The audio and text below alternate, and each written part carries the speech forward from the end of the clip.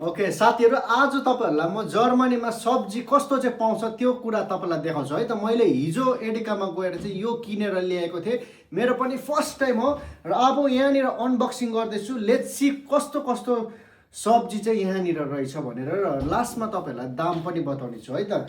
र यो चाहिँ यहाँनिर चाहिँ एकदमै हेल्दी मानिन्छ, यहाँनिर चाहिँ ए ग्रेडमा चाहिँ दिइसकेको छ र फ्रोजन हुन्छ साथीहरू। र अब यसलाई म अनबक्सिङ गर्न लागिरहेको छु र यहाँनिर अब तपाईँहरूले देख्न सक्नुहुन्छ।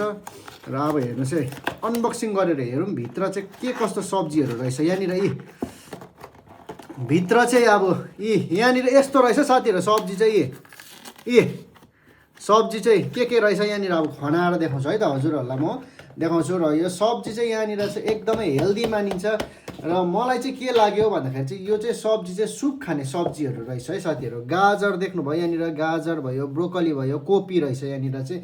र यसको प्राइस चाहिँ म तपाईँहरूलाई बताउँदिनँ, हजुरहरूले चाहिँ कमेन्ट बक्समा चाहिँ भनिदिनु पऱ्यो चाहिँ कति चाहिँ प्राइस रहेछ यसको चाहिँ भनेर, कति प्राइस चाहिँ पर्दो रहेछ भनेर चाहिँ।